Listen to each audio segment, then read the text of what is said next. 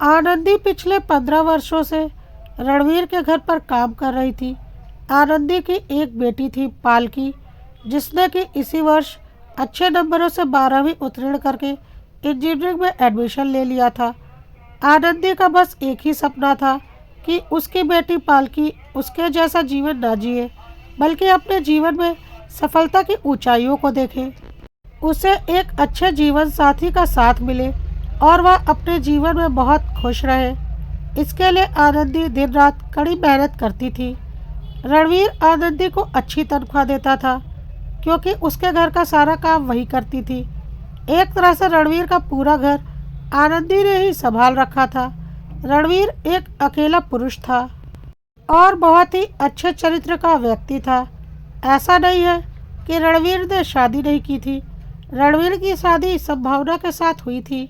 संभावना और रणवीर ने लव मैरिज की थी और दोनों एक दूसरे को बहुत प्यार करते थे।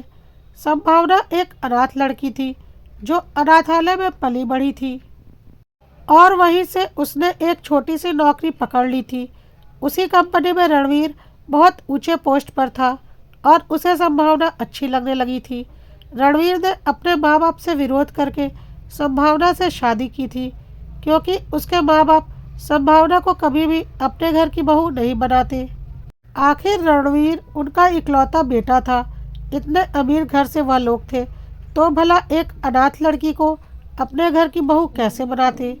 इसीलिए रणवीर ने जब संभावना से शादी कर ली तो उसके माँ बाप ने उससे सारे रिश्ते तोड़ लिए थे और उसकी इकलौती शादीशुदा बहन और जीजा ने भी अपने भाई से सारे रिश्ते तोड़ लिए थे। रणवीर संभावना को लेकर अलग घर में रहने लगा। रणवीर की शादी को 1 साल हुआ था और संभावना गर्भवती थी। उसी वक्त आनंदी को संभावना ने अपनी मदद के लिए रखा था।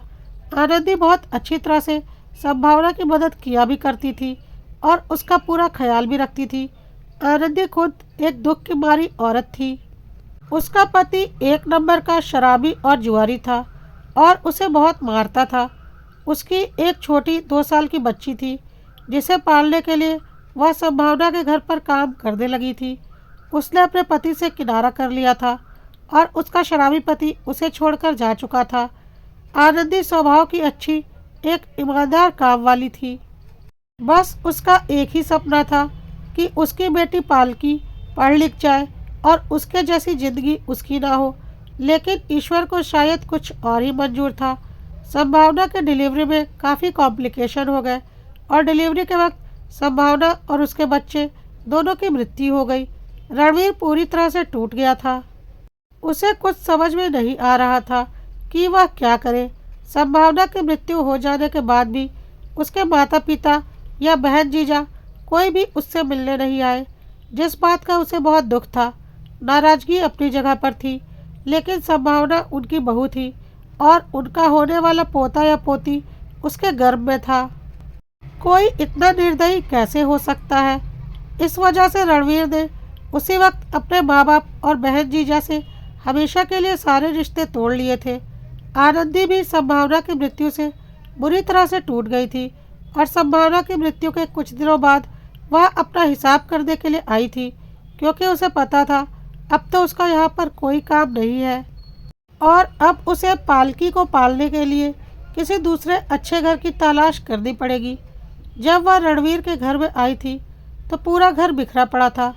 आनंदी ने पहले पूरा घर ठीक कर दिया, सारे बर्तन साफ कर दिए, सब कुछ अच्छे से लगा दिया और फिर रणवीर से बोला, साहब मेरा हिसाब कर दीजिए, अब मेरा यहाँ पर क्या काम। अब तो मुझे कोई और घर देखना पड़ेगा अपनी बेटी को पालने और पढ़ाने के लिए। बस ईश्वर करे कि मेम साहब जहाँ भी हो उनकी आत्मा को शांति मिले और मुझे भी कोई अच्छा घर मिल जाए जहाँ मैं सुकून से काम कर सकूँ और अपनी बेटी को पाल सकूँ। रणवीर को कुछ समझ में नहीं आ रहा था। वह बहुत टूटा हुआ महसूस कर रहा था। उसने बोला, तुम जैसे यहाँ पर काम करती थी करती रहो, मैं थोड़ी ना यह घर संभाल पाऊँगा या खाना बना पाऊँगा। मुझे तो आगे के कामकाज के लिए कोई ना कोई हाउस हेल्पर तो चाहिए ही होगी। तुम यहाँ के सारे काम पहले जैसे कर दिया करो, तुम्हें कहीं जाने की ज़रूरत नहीं है। आनंदी ने फिर रणवीर के घर का काम नहीं छोड़ा था। रणवीर उसे महीने की पगार वक्त पर दे देता था। रणवीर संभावना से बहुत प्यार करता था और उसे अपने दिल से निकाल नहीं पा रहा था।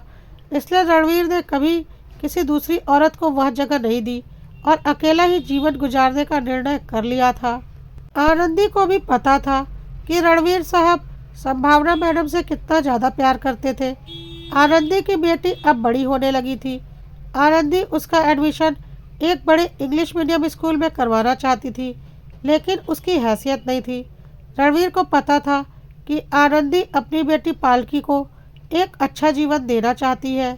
इसलिए रणवीर ने आनंदी से बोला था, तुम चिंता मत करो, पालकी का मैं बहुत अच्छे स्कूल में एडमिशन करवा दूंगा, वह एक अच्छी ज़िंदगी जिएगी।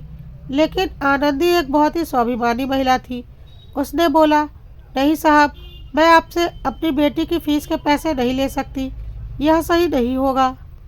लोग वैसे भी तरह तरह की बातें बनाते हैं, क्योंकि आप भी अकेले हैं और मैं भी।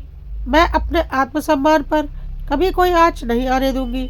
तब रणवीर ने कहा था, कोई बात नहीं आनंदी, मैं तुम्हारी बात समझता हूँ। वैसे प्राइवेट स्कूलों में तुम्हारे जैसे कम आय वाले लोगों के लिए कुछ फ्री सीट्स होती हैं। मैं कुछ सिफारिश लगाकर पालकी का एडमिशन फ्री सीट में यहाँ के सबसे बड़े स्कूल में करवा देता हूँ। तब तो तुम खुश होना, ना उसकी फ़ीस लगेगी, ना ही उसे किताब कॉपी और ड्रेस लेना पड़ेगा। उसे सब कुछ स्कूल की तरफ से दिया जाएगा। अब आनंदी पूरी तरह से खुश थी और रणवीर ने पालकी का एडमिशन शहर के सबसे बड़े स्कूल में करवा दिया। पालकी बचपन से ही पढ़ने में बहुत अच्छी थी और उसने अपने घर की और अपने माँ की परिस्थितियाँ देखी थी, इसलिए वह बिल्कुल मन लगाकर पढ़ाई करती थी और उसने ठान लिया था कि वह जीवन में कुछ करके दिखाएगी, अपनी माँ की ज़िंदगी अच्छी बनाएगी। इसी तरह से लगभग 15 वर्ष गुजर चुके थे। पालकी ने 12वीं उत्तीर्ण कर ली थी और वह पढ़ने में बहुत होशियार थी। पहले ही प्रयास में उसका गवर्नमेंट कॉलेज में इंजीनियरिंग में सिलेक्शन हो गया था। बहुत पैसे नहीं लग रहे थे उसकी पढ़ाई में और आनंदी ने इतने सालों में इतने पैसे तो जोड़ ही रखे थे कि वह पालकी को पढ़ा सकती थी, क्योंकि उसके कुछ खास खर्च नहीं थे और रणवीर उसे बहुत अच्छी सैलरी भी देता था, क्योंकि उसने रणवीर का पूरा घर संभाल रखा था। वैसे भी अब रणवीर का कोई नहीं था। समय के साथ रणवीर के माता पिता गुजर चुके थे और बहन जी जैसे उसका कोई संबंध नहीं था।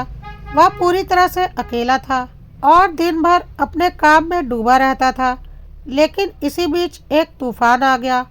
आनंदी को पता चला कि उसे कैंसर है। अब तो आनंदी की हालत खराब हो गई। अगर उसे कुछ हो गया तो उसकी बेटी का क्या होगा? उसकी बेटी तो टूटकर बिखर जाएगी। उसकी तो अभी पढ़ाई भी पूरी नहीं हुई है। अभी तुरंत ही तो उसने इंजीनियरिंग में एडमिशन लिया ही है, पूरी पढ़ाई बाकी है उसकी। आनंदी बुरी तरह से परेशान हो गई। उसे कुछ भी समझ में नहीं आ रहा था। उसने अपनी बेटी को कुछ नहीं बताया और ना ही रणवीर को कुछ बताया। उसने सोचा, हो सकता है जैसे इतने दिन निकल गए हैं, कुछ साल और निकल जाएं और उसकी बेटी इंजीनियर बन जाए, तब तो वह अपने पैरों पर खड़ी हो जाएगी। फिर उसे पालकी की इतनी चिंता नहीं रहेगी और वह शांति से इस दुनिया से जा सकेगी। लेकिन ईश्वर को कुछ और ही मंजूर था। आनंदी का कैंसर लास्ट स्टेज पर जा चुका था। तब उसे पता चला था कि उसे कैंसर है और आनंदी की तबीयत अब बहुत ज़्यादा खराब रहने लगी थी। आनंदी को समझ में आ चुका था कि अब वह ज़्यादा दिन नहीं बचने वाली। अब उसने काम पर आना भी बंद कर दिया था। रणवीर ने एक दो बार फ़ोन करके आनंदी से पूछा था कि वह काम पर क्यों नहीं आ रही, तो आनंदी ने तबीयत खराब होने का बहाना बनाया था, पर उसे कुछ नहीं बताया था। लेकिन जब हफ्ता बीत गया तो रणवीर को लगा कि आनंदी आखिर काम पर क्यों नहीं आ रही और वह आनंदी को देखने के लिए उसके घर चला गया। वहाँ आनंदी की हालत देखकर रणवीर को समझ में आ गया कि वह ठीक नहीं है और उसने आनंदी से बोला, तुम्हारी तबीयत इतनी ज़्यादा खराब है और तुमने मुझे बताया भी नहीं। आनंदी ने बोला, नहीं साहब, मैं ठीक हूँ, क्यों फालतू में मैं आपको परेशान करती। रणवीर ने बोला, पालकी को बताया है तुमने? आनंदी ने बोला, नहीं साहब, पालकी की पढ़ाई में विघ्न पड़ेगा। मैं नहीं चाहती कि उसकी पढ़ाई में कोई परेशानी आए, इसलिए मैंने उसे कुछ नहीं बताया है। रणवीर को साफ पता चल रहा था कि आनंदी की तबीयत ठीक नहीं है, इसलिए रणवीर ने बोला, अच्छा ठीक है, चलो तुम डॉक्टर के पास चलो, मैं तुम्हारा पूरा चेकअप करवाता हूँ।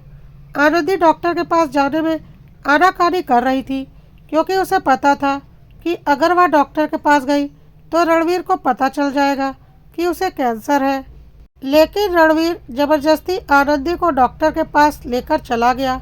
डॉक्टर ने जब आनंदी का चेकअप किया और उसकी सारी पुरानी रिपोर्ट्स देखी तो उन्हें समझ में आ गया कि आनंदी अपनी ज़िंदगी के आखिरी दिनों में है, और उन्होंने रणवीर को सब कुछ बता दिया और बोला कि आनंदी को तुरंत ही अस्पताल में भर्ती करवाना पड़ेगा।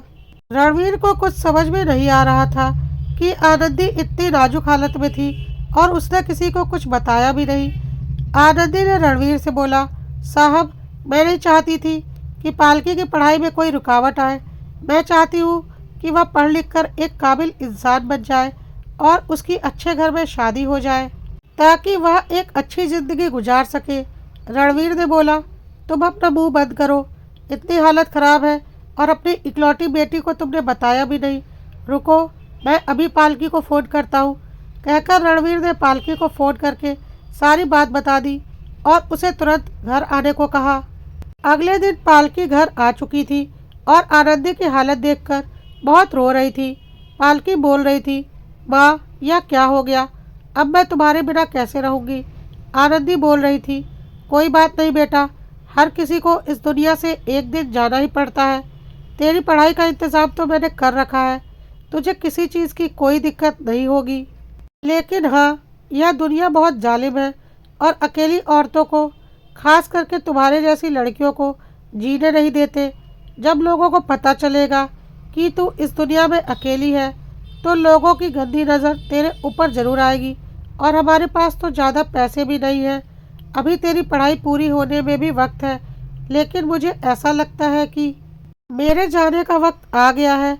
मुझे तेरी बहुत फिक्र हो रही है। कहकर आनंदी रोने लगी और पालकी भी उसके साथ रोने लगी। रणवीर भी वहीं पर था। उसने बोला, आनंदी, सब्र रखो, ऐसा कुछ नहीं होगा, तुम्हें कुछ नहीं होगा। मैं तुम्हारा अच्छे से अच्छा इलाज करवाऊंगा, और अगर तुम्हें कुछ भी हो गया तो मैं वादा करता हूँ मैं पालकी का पूरा ख्याल रखूंगा, किसी की गंदी नज़र इस पर नहीं पड़ने दूंगा। लेकिन आनंदी ने रणवीर का हाथ पकड़कर बोला, साहब, दुनिया ये मुँह बोले रिश्ते नहीं समझती। आप किस रिश्ते से पालकी का ख्याल रखेंगे? लोग तो बातें बनाएंगे ही बनाएंगे। मेरी बेटी और आपको लेकर गलत बातें बोलेंगे, आप दोनों को बदनाम करेंगे। मेरे बाद मेरी बेटी का क्या होगा साहब? मेरी बेटी की ज़िंदगी कहीं मेरी तरह बर्बाद ना हो जाए। मुझे बहुत डर लग रहा है, पालकी का क्या होगा? और उसने रणवीर का हाथ पकड़कर बोला, साहब, ज़िंदगी भर आपके यहाँ काम किया है, आपके घर को संभाला है, आपसे एक विनती है, आप पालकी से शादी कर लीजिए। मेरी बेटी की ज़िंदगी संवर जाएगी, कम से कम वह इस जालिम दुनिया की नज़रों में तो नहीं आएगी। एक अकेली औरत का इस दुनिया में जीना बहुत मुश्किल है। मैंने इस दर्द को झेला है और मैं नहीं चाहती कि मेरी बेटी भी इस दर्द को झेले। रणवीर ने बोला, पागल हो गई हो क्या आनंदी? यह कैसी बातें कर रही हो?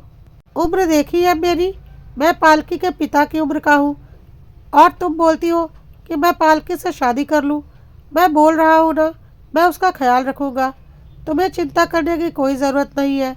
लेकिन आनंदी रणवीर के हाथ जोड़ने लगी और बोलने लगी, नहीं साहब, बिना रिश्ते के कोई कब तक ख्याल रखेगा? मेरी बेटी तो बहुत अकेली हो जाएगी। वैसे भी आपका भी तो इस दुनिया में कोई नहीं है। मेरी बेटी को अपना लीजिए साहब, ताकि मैं शांति से इस दुनिया से जा सकूं। रणवीर को कुछ भी समझ में नहीं आ रहा था कि यह आनंदी कैसी जिद पकड़कर बैठ गई है, वह भी अपने आखिरी समय में। वह पालकी को अपनी बेटी जैसा मानता था, कैसे वह पालकी से शादी कर लेता? और अभी उसकी उम्र ही कितनी थी, कितनी बहकी बहकी बातें करने लगी थी आनंदी अपनी बेटी के फिक्र में। आनंदी आंखों में आंसू लिए हाथ जोड़ते हुए रणवीर की तरफ उम्मीद भरी नज़रों से देख रही थी। रणवीर को कुछ भी समझ में नहीं आ रहा था उसने बोला, संभावना के मेरी ज़िंदगी से जाने के बाद मेरी ज़िंदगी में कभी कोई दूसरी औरत नहीं आई, क्योंकि मैं वह जगह कभी किसी को नहीं दे सकता था। लेकिन आज तुम्हारी स्थिति देखकर मुझे अपना वह प्रण तोड़ना पड़ेगा। आनंदी को लगा कि रणवीर उसकी बात मान गया है, लेकिन रणवीर ने आगे बोला, क्या ज़रूरी है कि पालकी का ख्याल रखने के लिए मैं उसका पति ही बनूं? दुनिया के आगे रिश्ता दिखाना है ना, पालकी का ख्याल रखने के लिए तो मैं उसका पति क्यों बनूं? वह मेरी बेटी जैसी है, मैं उसका पिता क्यों ना बनूं? मैं तुमसे शादी करूंगा आनंदी, तुम मेरी पत्नी बनोगी, और जब तुम मेरी पत्नी बनोगी तो पालकी खुद ब खुद मेरी बेटी बन जाएगी। और मैं तुमसे वादा करता हूँ कि तुम्हारे बाद मैं पालकी का पूरा ख्याल रखूँगा, उसे अपने पैरों पर खड़ा करूँगा और देखभाल कर बहुत अच्छे लड़के से उसकी शादी करूँगा और एक पिता की तरह उसका कन्यादान भी करूँगा। यह सब कुछ सुनकर आनंदी हैरान हो गई और बोली, साहब यह आप क्या बोल रहे हैं? मेरी ज़िंदगी बची ही कहाँ है जो आप मुझसे शादी करने की बात कर रहे हैं? रणवीर ने बोला, जितना तुम्हें पालकी का ख्याल है मुझे भी उतना ही पालकी का ख्याल है, और मैंने उसे बचपन से बड़े होते देखा है और हमेशा एक पिता की नज़रों से देखा है, और अब मैं तुम्हें उसका पिता बनकर दिखाऊंगा। अगले ही दिन रणवीर ने अस्पताल में सारा इंतज़ाम करवाया और आनंदी से पहले रजिस्टर्ड शादी की, और उसके बाद आनंदी की मांग में सिंदूर डालकर उसे अपनी पत्नी बनाया। आनंदी अब लीगली रणवीर की पत्नी बन चुकी थी। उसकी आंखों में आंसू थे। उसे कुछ समझ में नहीं आ रहा था कि वह क्या बोले। एक तरफ वह सुहागन बन रही थी, दूसरी तरफ उसका दुनिया से जाने का वक्त आ चुका था। आनंदी की तबीयत एकाएक खराब होने लगी और आनंदी की सांस रुकने लगी। आनंदी ने पालकी का हाथ लेकर रणवीर के हाथों में दे दिया और बोला, अब इसकी जिम्मेदारी इसके पिता की है, इसका पूरा ख्याल रखिएगा और इसकी डोली अपने हाथों से विदा कीजिएगा। कहते कहते आनंदी इस दुनिया से जा चुकी थी और पालकी रणवीर के गले लगकर रो रही थी, और रणवीर एक पिता की तरह पालकी को हौसला दे रहा था और दूसरी तरफ पंडित जी को बोल रहा था कि मेरी पत्नी के अंतिम संस्कार की तैयारी करवाइए। एक सुहागन की तरह रणवीर ने आनंदी का अंतिम संस्कार किया, लेकिन आनंदी के मृत शरीर पर एक सुकून था जिसे रणवीर साफ देख पा रहा था।